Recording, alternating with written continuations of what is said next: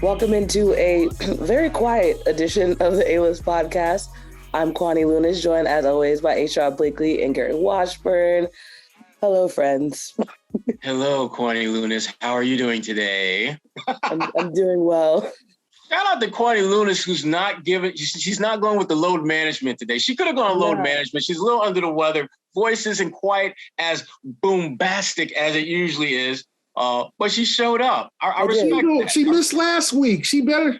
Now we're gonna name her. She ain't gonna be Kwani Lunis. She's gonna be Kawhi Lunis. If we do that. Wow, we do have the same. She come back this week. So calling her Kawhi. Last week, I was at the Boston Music Awards presenting the Artist of the Year, which was Cousin Stiz. We have video here, so it was a very much, I think, good excuse to miss just one pod. One pod. Also, shout out to our listeners, because I did meet one of our listeners at the Boston Music Awards who appreciates what we're doing. And we just want to say we appreciate everyone that listens to our podcast, because you guys keep the show running, honestly. Absolutely. Okay, shout out to Kwani Lunis for just... Why you call her Kawhi, man? Gary's such a hater. Damn. Talking about you want credit for working. See, this is why I hate That's what you're supposed to do. This is why we can have nice things. This is why we can't have nice things. Just saying. Damn Kawhi. I never thought being called Kawhi would be an insult, and yet here we are. That's Gary Washburn for you. Right. Always find a way to switch one of the narrative. greatest players of this generation, and it's an insult coming from Gary. Exactly. Damn. All right, let's get into these Celtics, though, because, they haven't been looking too good. No. Lost 4 of the last 4 games. Should we be panicking, especially the 2 losses against the Magic, which, come on, the Orlando Magic. Need I say more? Those losses disturb me. Not just because Orlando, give them credit. They've been playing better basketball even before they met the Celtics. So they certainly were, you got the best version of Orlando. Yeah. Celtics saw the best version of it. But that being said, you still got to find a way to win those games. You have to find ways to make Mo Wagner look like Mo Wagner. Instead, he looked like Kawhi Leonard out there, the way he was scoring at will. Free throw line, jump shots, doing anything and everything he wanted out there. You just can't allow that to happen, particularly at home. And the Celtics, there's definitely a sense of missed opportunity. But I thought they reverted back to doing a lot of the things that we used to get frustrated with them last season over, and that is going to iso ball, not moving the ball enough, taking bad shots, not locking up defensively, and making all those hustle plays that they're very good at making. It's 2 disappointing losses, much worse than those overtime losses earlier this year to Cleveland, which has proven to be one of the better teams in the Eastern Conference, so it's understandable. Orlando's not going to be one of the better teams when all said and done. They're going to, I think, compete for one of those play-in spots at the end of the day. But this is a team that, particularly at the crib, you got to win these games if you're Boston. Yeah. The Magic had 1 road win. I just think it's a bad match. I think what we're finding out is that big teams give the Celtics problems. There's 6 losses, 6 of their losses, 2 to the Cavs, big team, 2 to the Bulls at Chicago, big team. And the Magic are a big team. The Wagner brothers are both 6'10", Banchero 6'9", 6'10". Then you're throwing in Mo Bamba, like they just shuttle in and out, big dudes. And then you had Markelle Fultz, who obviously is never going to live up to the billing of the number 1 overall pick, but he's making plays with offensive rebounds. He does what he does out there. I just thought Friday, they got out, hustled, outplayed. Sunday, I thought they played good defense. They allowed 95 points. They played well enough to win defensively, but everybody was a minus offensively. Their offense was just poor. And, were they settling for threes? I'd say in a sense because of the Magic's rim protection. Magic always had bigs in there. And I thought just, if you look at the Sunday game, it was kind of just a strange, like Paolo Banchero has he's a 27% three-point shooter. He had 24 threes all year. He had 6 on Sunday. That's just crazy. He had not hit more than 3 in a game all year. he looked like Steph Curry. Like there was a couple of off the dribble contested swish. It was like, yo, how is he 27%? You know, Admiral Schofield, Grant Williams' college teammate, 13 threes all year, hits 3 in a 9-minute stretch of the third and fourth quarter. Like, including one I thought was a key of the game where the Celtics took a 4-point lead. Admiral just came down and was like, oh, I got this. Bam. It was like, yo, 13 threes all year for a guy who averages 4 points a game, and he hits 3. So some of that stuff was just, is it the basketball gods, bad luck? Some of that stuff, guys, the Orlando guys just stepped up. Like, that won't happen again this season. And at practice today, Mazzulla pointed out that, like, for the one, it was like so many thousands of games have been examined. Every Celtics offensive player was minus their offensive performance. Like, not one Celtic player on Sunday performed to their level or above in that game. He goes, that's a 1 in 700 chance of happening. So could you say that they are slumping? They are settling for threes, but also I think Sunday is just one of those crazy, like we've seen it over the years, a team with a losing record come in. We've seen the Pistons come in, the Wizards at times, and just outplay them or then play them evenly, then get all the breaks. Like there was just a couple of times it was just like missed layups, missed threes, you know, or sometimes they played around with the game. Marcus Smart trying to make this incredible pass, bounce pass between two defenders, like, you know, stick to the basics. So I think, one, they need to get Tatum back. You know, he was at practice, and so I guess he's going to play Wednesday after missing Sunday with personal reasons. You know, and we could speculate what that is, but missing the game with personal reasons. And they also need to punch first. Indiana's going to be a tough opponent. They're no slouches. They're better than Orlando. But Orlando came back the other night and lost to Atlanta at the buzzer, damn near. Like, you know, this was no fluke from the Magic. They went down to Atlanta on a back-to-back and lost by 1. So, you know, I think that it's a bad matchup because earlier in this season, the Celtics beat them by 6 down there. And 2, they got to start hitting shots and being more efficient offensively. The defense will be fine, but they need more out of Derek White. He's slumping. I see Sam Hauser's in a big slump. Like, the guys who usually are making them are slumping. So let's see if they can step out of that. That being said, how do you think, like, the bigger role players, Joe Mazzulla, for example, what role do you think he plays, at least, in the Celtics' current struggles? Go ahead, Sherrod. He's got to stop letting these guys just play through stuff. At some point, he has to insert himself in the damage control game when it comes to this team. We've seen too many runs with these guys where they're on 10, 12, 14, 8 on the short end of long runs.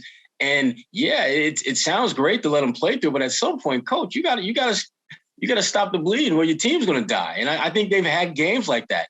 Or the Orlando games, I didn't really feel that necessarily was the issue, but we've seen enough games this year that they've wound up losing where they've gone through that stretch and they haven't been able to kind of medicate themselves, if you will, to get themselves right. I think they definitely need to be better in that regard. And it starts with Joe. I think he has to be better at just getting a better pulse of when to just slow things down and get his guys off the floor and just pause the game and when to let them keep playing. I don't think he's got that pulse quite where it needs to be. But again, it's of all the potential shortcomings you could have as a first-year coach, for that to be I think the biggest one, it says a lot about how good a coach he is, because as we've seen with other first-year coaches, there's a lot of just, they become a hot mess out there, clueless on a lot of things. And Joe's not that, but certainly his inability to have a feel for when to call timeouts, when to let his guys play through it, that's still a work in progress with him.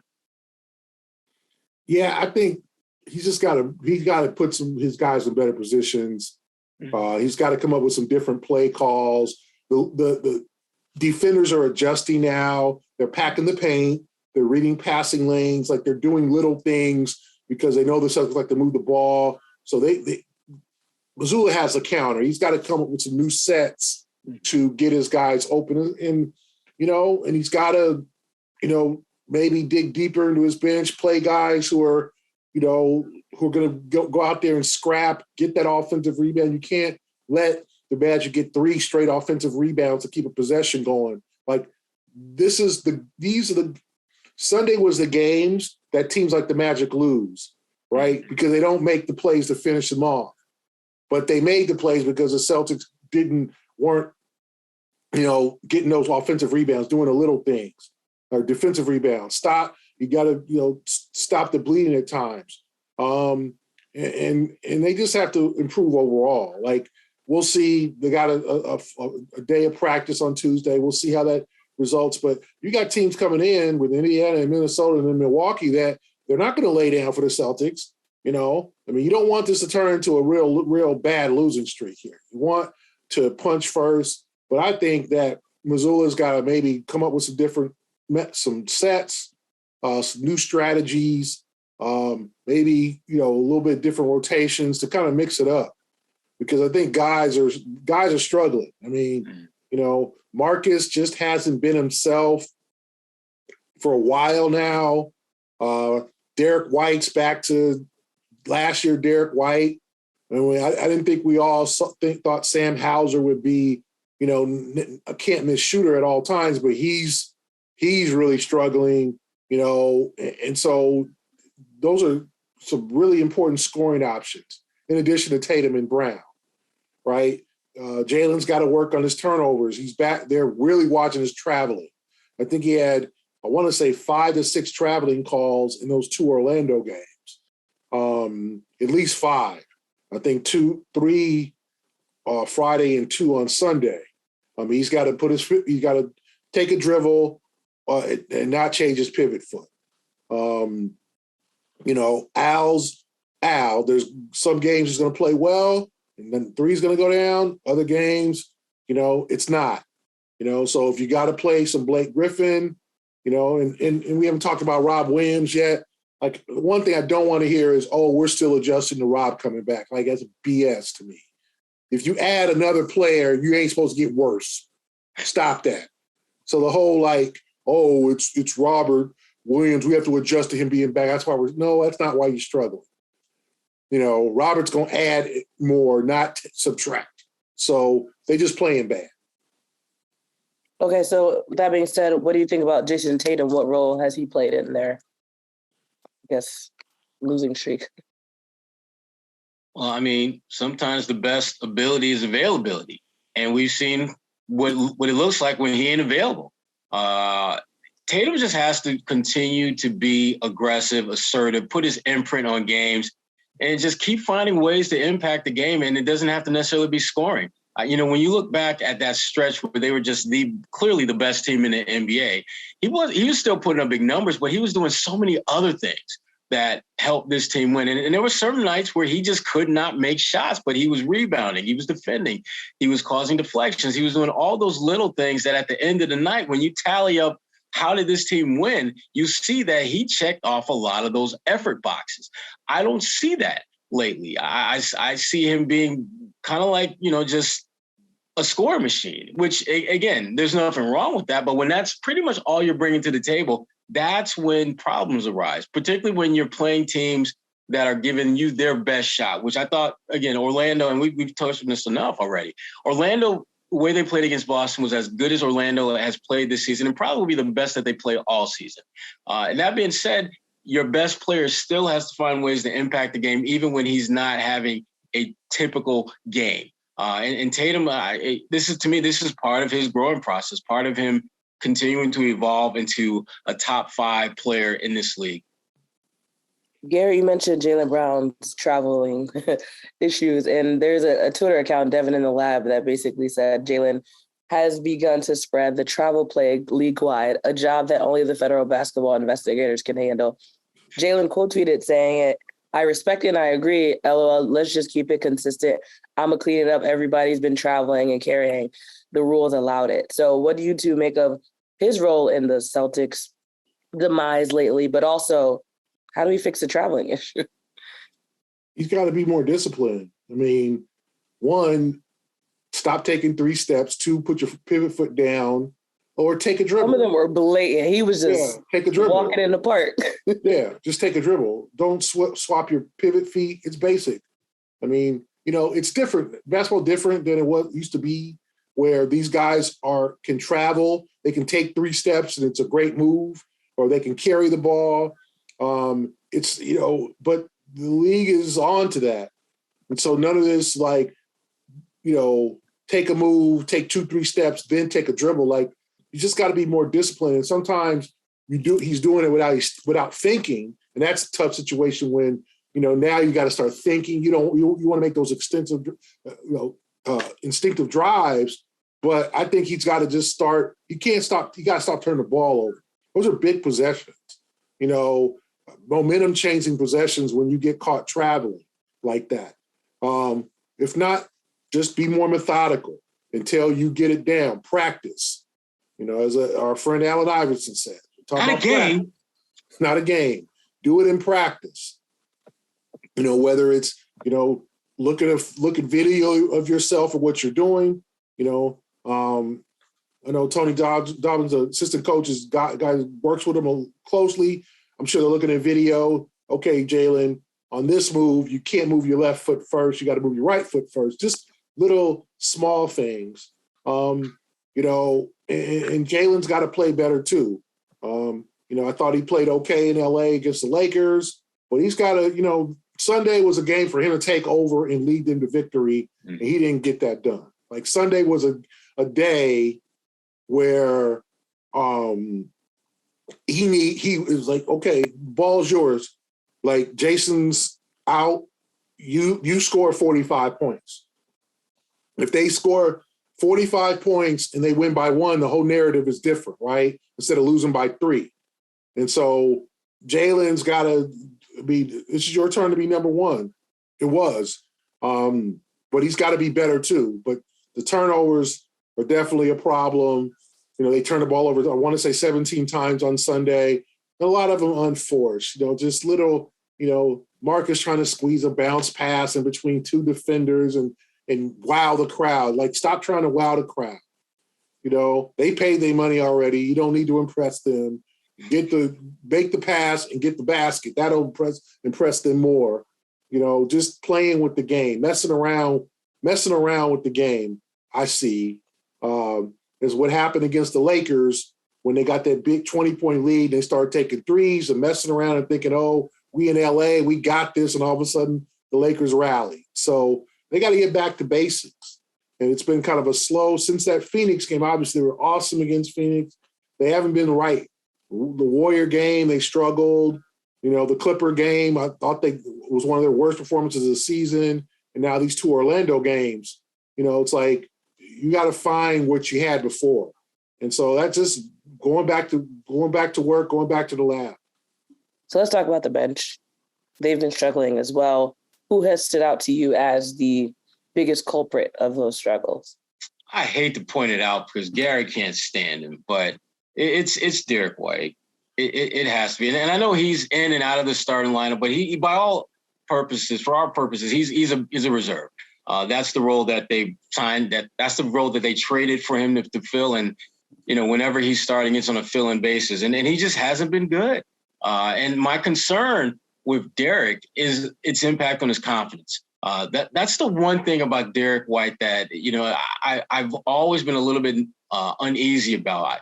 He strikes me as a guy that if he has one too many games of not making shots, he becomes hesitant. He becomes tentative. He loses that edge, that aggressiveness that I know his teammates are constantly encouraging him to have when he has the ball in his hands. And so he's the one guy that during this slump I'm the most concerned about, only because I know how good he can be when he is playing his best. And I know even when he's not playing his best, how he still can positively impact the game. And sometimes I worry about him having the confidence to be that guy when times are tough. With Tatum, if Tatum misses a few shots, you know what he's going to do next? He's going to keep shooting. And Derek, he has to be smart about that. He has to maintain that certain level of aggression because they're going to need him to be that way. If they're going to go as deep as they hope to in the playoffs, they're going to need as many guys making shots as possible because, as Gary pointed out, and as we've seen this season, teams with size are a problem for them. They have yet to figure out how to manage that in a positive manner consistently. And if you can't manage that, that doesn't mean you can't win. It simply means you've got to win in a different way. And for them, that is having your perimeter guys showcasing the ability to make shots, particularly open ones, which is what Derek White is going to get when he's on the floor with a Tatum and a Brown. Yeah, I mean, I think Derek White hasn't been good. I don't want to put it all on him, but, Sam Hauser hasn't been good either. Like this month, December, I'm looking at the splits here. The Celtics shooting 31.8% from three as a team. And Derek White is shooting 23.5% from three this month. I mean, you can't have that. Like, he's got to be better. Marcus Smart, 30.2. Even Peyton Pritchard, and it's limited, 16.7%. Sam Hauser, the knockdown shooter, 25.7% from three. So they're not – the two best three-point shooters are Grant, Jayson, and Jaylen. And then Malcolm, obviously. Though Malcolm is at 40% this month, Grant's at 43, Jaylen and Jayson at 34 and 33 respectively. So they're okay. But the rest of the guys, Al, 28.6%, they're not getting three-point shooting from their bench, especially except for Malcolm. They've got to get better. It just makes the game so much easier when Sam is stretching the floor and Derek is stretching the floor. And Derek is back. He's shooting 28.8% this month. So Derek's in a real slump. It's unfortunate, because it seemed like he was doing so well, but he's gotta step up and be better. So does Sam Hauser. Sam has a role now. Okay, Gallinari ain't coming back probably until the playoffs. So this is your role.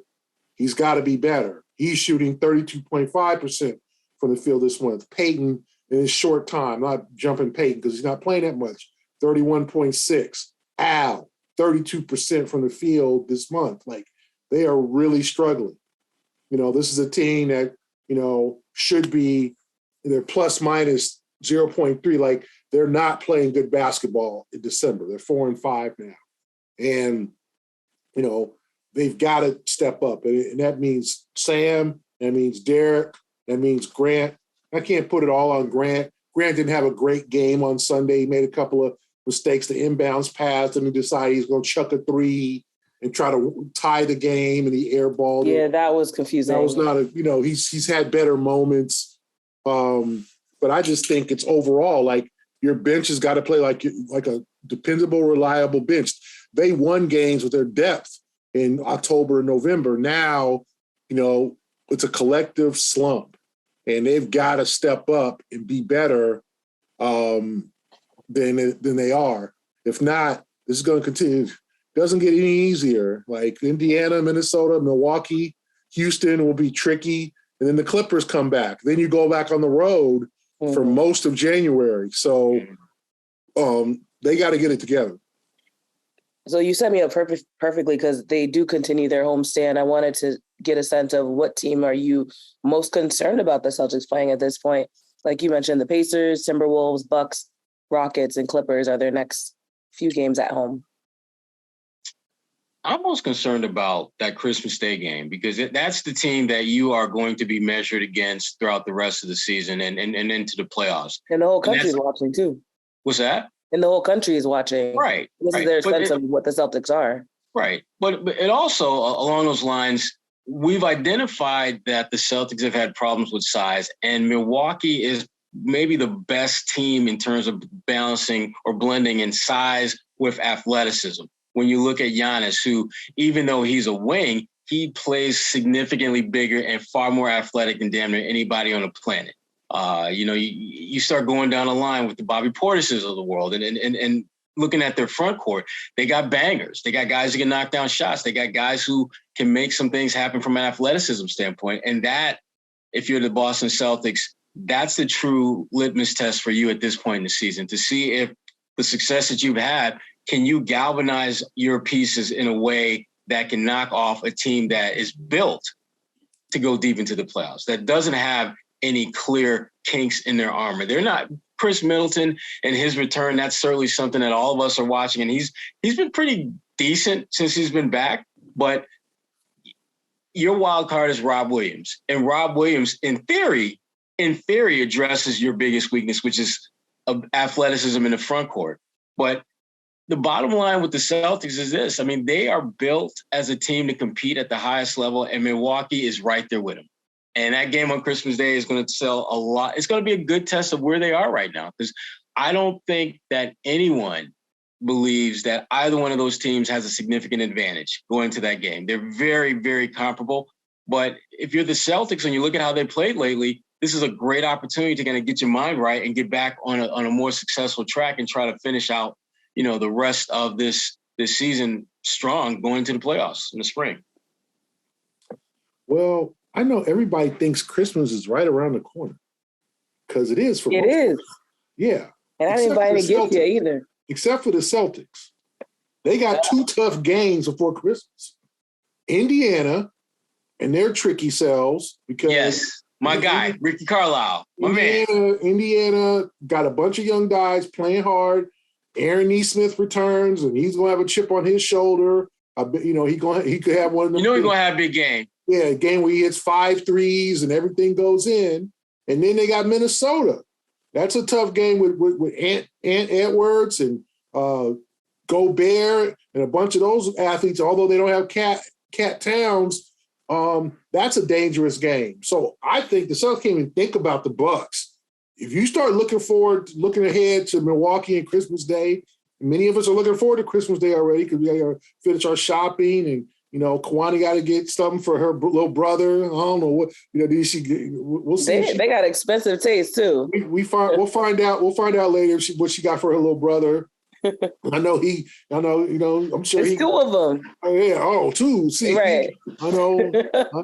I know the Nike store. I know the Nike store about to get hit up. They're about to get all the money. Yeah, some new J's or something. But they better think about Wednesday and Friday before they get to even the deep. Let me think about Milwaukee right now. Take care of business these 2 games in this losing streak. Play good basketball and go into that game with momentum. Don't split those 2 games or whatever. Take one of these teams lightly. I don't even think they can think about the Bucks at this point. Like, get yourselves together. Indiana's won at Golden State. They beat the Lakers in LA. Like, Indiana ain't afraid of Boston. Rick Carlisle he got them boys playing. Miles Turner, that's a rim protector right there. Buddy Hield, he can shoot threes. Like, Indiana, I'm not making them out to be a championship contender, but they're definitely a playoff contender, and they're better than Orlando. So you best be ready for the Pacers. And then the next 2 days, Minnesota got a bunch of guys too. Now they're inconsistent. You got 2 inconsistent teams, 500. They can play either way, but they could come in there and beat Boston. So the Celtics got to be ready for Wednesday and ready for Friday. Then on Saturday, they can look forward to the Bucks and prepare. Right now, Sherrod, I'm more concerned about the next 2 games, because at first it looked, Pacers, they're going to smack them. The Timberwolves are a mess. But now, 2 home losses to Orlando, the Celtics remember they lost their last home game to Miami, before this homestand. So they ain't won at home in a minute. Yeah. Not looking great. Right. But you know what is looking great? Indeed, because they've always got our backs. No one has a business like yours with all its strengths and challenges. To succeed, you need a hiring partner that adapts to your needs. You need Indeed. Indeed is the hiring platform where you can attract, interview, and hire all in one place. Instead of spending hours on multiple job sites searching for candidates with the right skills, Indeed's a powerful hiring partner that can help you do it all. With their instant match tool, over 80% of employers get quality candidates whose resume on Indeed match their job description the moment they sponsor a job. One of the things that we love about Indeed here on the A-List podcast is the fact that they make it so easy for small businesses. Indeed makes it easy. It takes 10 minutes or less for most small business employers to post a job. Indeed does all the work for you. When you pay to post a job, that instant match tool that I mentioned shows you candidates whose resume on Indeed fits your description immediately after you post so you can hire faster. You can start hiring right now with a $75 sponsored job credit to upgrade your job post at Indeed.com/A-list.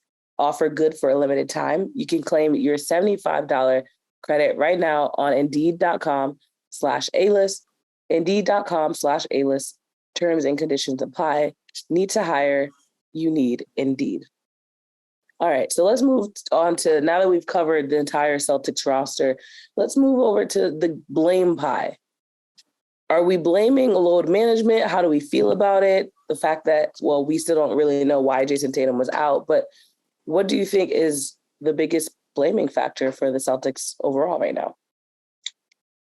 You got it, Gary. I just think complacency. I think they got comfortable. I think that Phoenix game might have been one of the worst things that happened to them because they just started feeling like they're a championship juggernaut.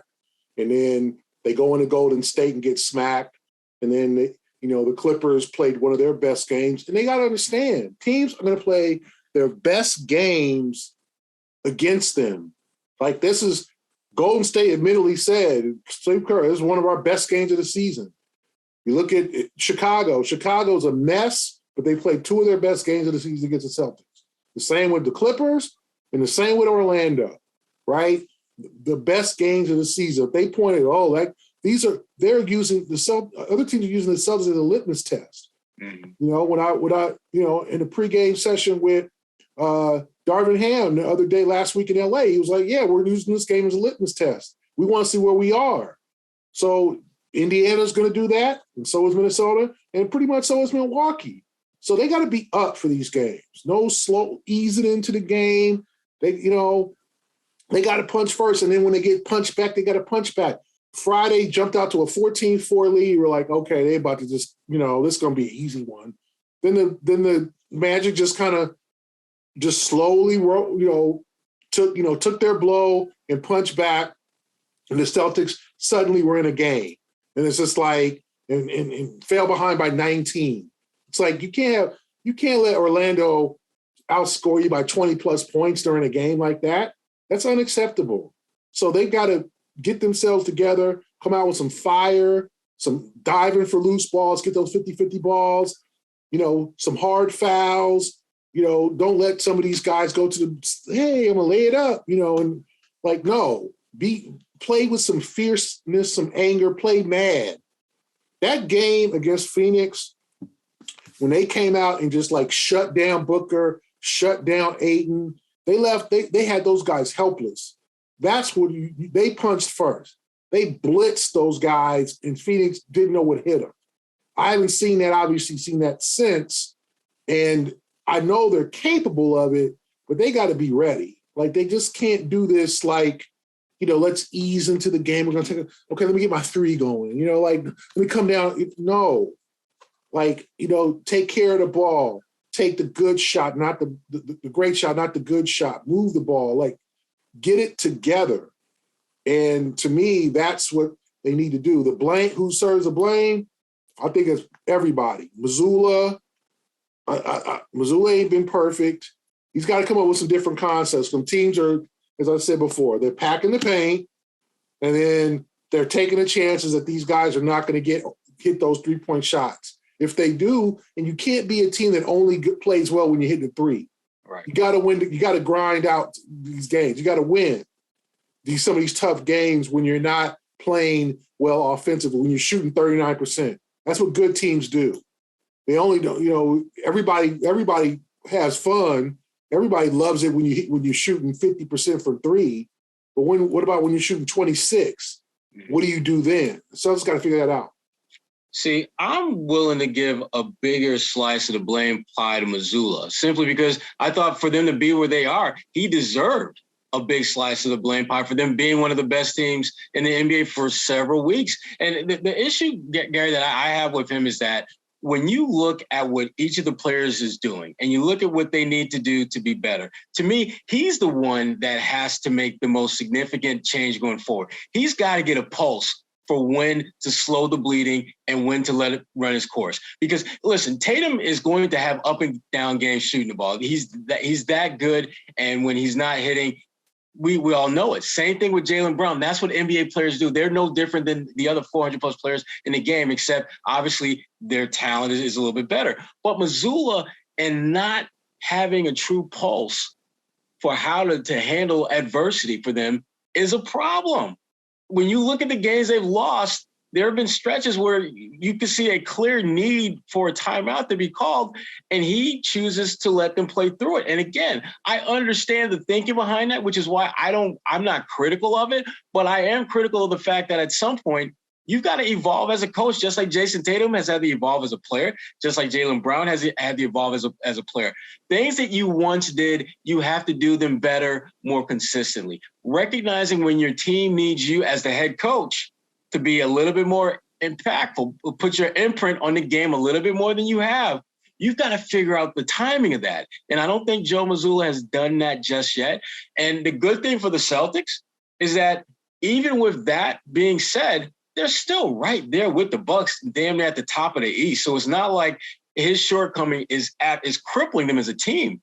But when you talk about winning a championship, it's the little things that mean the difference. It's that timeout that stops that 8-0 run from becoming an 18-0 run. And then next thing you know, it becomes you score 4 or 5 in a row. And then the other team's calling a timeout, trying to play that game. He's got to get better at doing those type of things, recognizing when he needs to basically change the game up a little bit and frankly, just be a bigger, impactful part of their turnaround. So. And part of that, we were talking about load management. Quickly, do you like it, love it, or loathe it overall?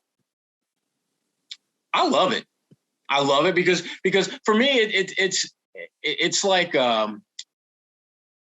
you can't focus so much on what it means now. You have to focus on what you think it will lead to down the road.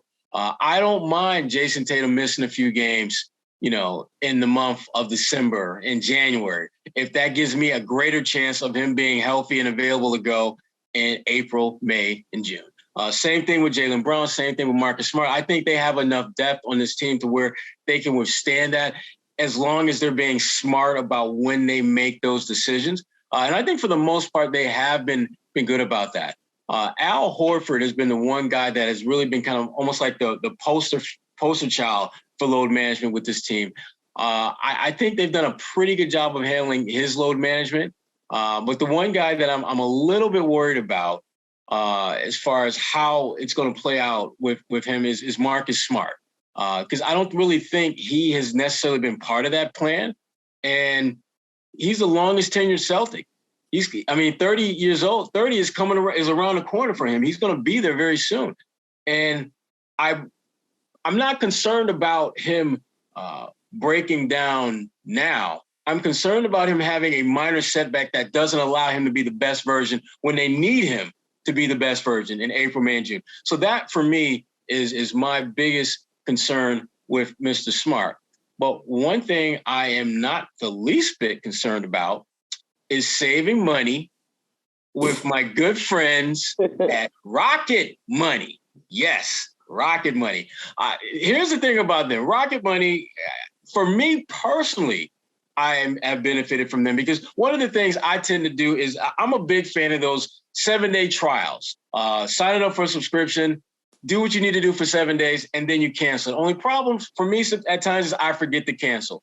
And Rocket Money takes care of that. When you're talking about subscriptions that you have that you don't need or use anymore, they are more than capable of allowing you to get rid of those in no time flat. Their app shows you all your subscriptions in one place and then cancels for you whatever you don't still want. Rocket Money can even find subscriptions you didn't know you were paying for, which, full confession, guilty. They got me. They got me good. You may even find out you've been double charged for subscription. Haven't had that, but I've seen some $10.58 charges. I'm like, wait a minute. I don't even remember. And then you start looking them up and figure out, oh, that's right. That's like that editing software that I got that I don't use anymore. Rocket Money saves, puts that money back in your pocket. And to cancel a subscription, all you got to do is press cancel, and Rocket Money takes care of the rest. So get rid of those useless subscriptions with Rocket Money now. Go to rocketmoney.com/A-list. Seriously, it can save you hundreds per year. That's rocketmoney.com/A-list. Cancel your unnecessary subscriptions right now at, again, rocketmoney.com/A-list. Back to your regularly scheduled programming with Kwani A. Lunis. All right, let's quickly go around the league before we wrap up. We'll start with the Grizzlies. They won 8 out of the last 10 games, best record in the West. Are they the best team in the NBA right now? If not, then who? Got it, Gary. Go ahead. Nah, I mean, the best team in the league is probably at this point, you got to say Milwaukee because of the Celtics struggles, but I think Celtics still up there. I don't trust Memphis like I probably like I would a team that's been there before. Now they've got to get Desmond Bane back. I know Jaren Jackson's been in and out of the lineup. Josh had a couple of injuries, but I think they're a talented club. But they obliterated Milwaukee last week, so much respect. But I don't think they're the best team in the league. I don't even know if they're the best team in the West. The West is going to be one of those things where situations where the winner of the West might have like 52 wins. It's going to be a dogfight because all those teams are going to beat each other up. That's the one thing about the Celtics' chances of winning. Like if you get to the finals, you're going to face a team that's been through hell. Phoenix and New Orleans got beef. Phoenix and Memphis got beef. All the teams got beef. Dallas is in there. Like the Clippers, like all these teams are going to beat each other up throughout the season, right? And so they're going to get to the finish line and be tired. There's no 60-win team in the West. I think we can see that now. The winner of the West will have 52, 53 wins maybe. There's going to be a 48 in there, 49. Denver, they're going to all beat each other up. So if you're the Celtics, this is the year to get it. If you're the Celtics, if you can get out of the East. So I don't think Memphis is the best team in the NBA. I got to give it to the best team with the best record, Milwaukee. I'm not giving it to Phoenix. They lost 5 in a row. They look bad in doing it. Denver, Denver lost to the Lakers last week. None of those teams you can really trust. The Clippers lost to Orlando in one of those games. Could you say the Clippers? When they get themselves right, they can be good, but I would say the best team at this point right now, and it's not a strong endorsement, but it's an endorsement at this point because of their records, Milwaukee Bucks. Yeah. I think it has to be Milwaukee. I'd even go a step further and say the top 3 teams in the NBA are all in the East. I think Boston, I think Milwaukee, I think Cleveland's right up there. When you look at the way Cleveland is built in terms of being a team that can, and again, I'm thinking playoff style of basketball. Cleveland has the ability to impact you with their size. They have enough ISO players. When you talk about Mitchell, you talk about Garland, who can get it done in an ISO situation down the stretch. They're built to be a major problem for somebody in the playoffs. So to me, Milwaukee has to be the best team. But for starters, I mean, I think when you look at Giannis, he's almost hurt in many respects for being so damn consistently elite. He's never going to be a good jump shooter. He knows that. And he worked on that part of his game. But he's one of those players that, again, he's not a great jump shooter because that's just not who he's built to be. But he is an incredibly dominant player at both ends of the floor. And that's the part about his game that never gets enough credit is what he does as a defender, as a help side defender. I don't think he's an elite man-to-man defender. I think he's an exceptional help side defender. But and again, that's one of the reasons why Milwaukee is I think right now they should be the odds-on favorite to come out of the East and win it all because their best player has been consistently playing like the best player, not on this team, but just an entire – he's right up there. When you talk about MVP candidates, he's been the one name that I think almost every top 3, top 4 list you come up with every single week, he's there. Sometimes he's number 1, sometimes he's number 4, but he's always in that mix. And that's, again, one of the big reasons why Milwaukee has the best record in the East and probably at worst will finish with the 2nd or 3rd best record in the Eastern Conference. I think you just answered my next question, but who is your current MVP in the league? My MVP in the league right now is Giannis. Right now, it's Giannis. And again, as you guys know, I'm a big fan of rewarding guys who are able to carry their teams to to be the best out there, to win game. I'm a big fan of rewarding winners, and Giannis is as big a winner as you'll find in the NBA, and he's doing it the way that you ideally want your best players to do it.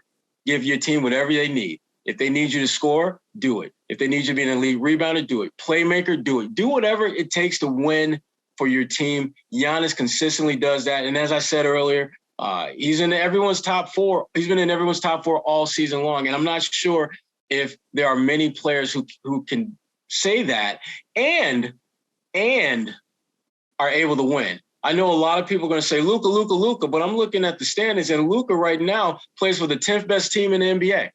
I'm sorry, but my MVP ain't going to be number 10 on nobody's damn list. Ain't happening. And I love Luka. I love watching Luka play because he gives everyone the business. His nickname should be Waiter because he's serving up buckets, rebounds, assists, dimes, everything, every game. But his team is the 10th best team in a Western Conference, which, as we've already pointed out, Gary mentioned earlier, it's a dogfight. And guess what? That little dog ain't winning no scraps. They are getting beat. They are getting smacked around like a rag doll on a consistent basis, even though Luka's putting up great numbers. Great player, absolutely belongs in the conversation for MVP. But right now, you got to give it to Giannis because he's putting up numbers and his team is winning against anyone and everyone that steps on the floor against. Yeah, that whole waiter thing, that was one of your worst ones. That was one of your worst. Is he serving up poop? What? You don't think he's serving up poo-poo platter goods on a nightly basis? Oh, let's move forward. I think it's Tatum. He's the best player on one of the best teams. And I think, honestly, as much as people are, I think the whole Giannis for MVP, I think people are they're going to vote for someone else. I just think unless he literally just has Milwaukee runs and wins 60-plus games, I think Tatum has carried this team. He's been better in all the categories. He's a better rebounder. I think overall he has shown that he's the best player in the league most nights. That Golden State game didn't help him. But then if you look at Milwaukee's game at Memphis, Giannis played, Middleton played, and they lost by 41 at Memphis. The Celtics ain't done that bad. They ain't look great, but, they ain't had a full roster and got beat by 40. So I think Giannis has had, you're right, Sherrod, we take him for granted because he's so damn consistent. He does what he does. But I'm going to say Tatum for now, but that's iffy. That 44-point game did a lot, but I need to see Tatum carry his team out this slump. I need to see a mad Tatum on Wednesday. He missed the game on Sunday for personal reasons or whatever. I need to see him mad and be like, hey, I missed the game that I should have been there. Like if I'm there, we win. So it cost us a dub. And I need to see that kind of motivation on Wednesday and Friday, and in that showdown with the Bucks on Sunday, Christmas Day. All right, let's move to my neck of the woods, the tri-state area, New York, the Big Apple. The Nets are currently 4th in the East. They won 6 straight games, 9 of their last 10. The Knicks won 7 straight, and they're currently sitting at 6th in the East. What do you think of those two teams right now? And are we surprised? My Knicks people are just blowing up the phone, acting like they about to win a chip. I'm like, come on, y'all, stop. Listen, New York is playing really good basketball, and that's one place that the league would just absolutely. I mean, the league is thirsty for the Knicks to be relevant again, and I got to give Tom Thibodeau a lot of credit because it was just a couple weeks ago where the Knicks looked dead on arrival. They couldn't score. They couldn't defend. They looked like they were the embodiment of bad basketball in the NBA, and they've been able to turn it around. Defense has gotten better. RJ Barrett, I think, is playing well. Julius Randle is doing some things. And as far as the Nets are concerned, they should be up there. I mean, damn, you got 2 of the top 10 players, although one of those players probably in top 10 no more, Mr. Kyrie Irving, but he's still a big-time player, and he's still one of the best at the game. So I'm not surprised that those both are playing better, but I will say that Brooklyn is playing at a level that they should have been playing at from the beginning. But again, with Kyrie Irving, I just don't trust him when it matters most. And right now it don't matter. what happens now don't matter. And so we good. Everything's good. But come playoff time and getting close to jockeying for position, I don't trust him in those Nets.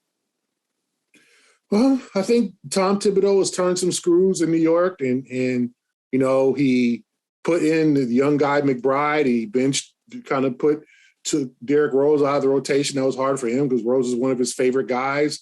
And they're playing good D and they're winning scrappy games, and that's what the Knicks are supposed to do. The Knicks, you look at their talent and you're like, okay, Barrett's a pretty good player. Randall's a pretty good player. And the young kid Brunson's a pretty good player. If they put it all together, they could be a quality team, and I think that's what they're playing like now. 7 straight. They're shutting teams down.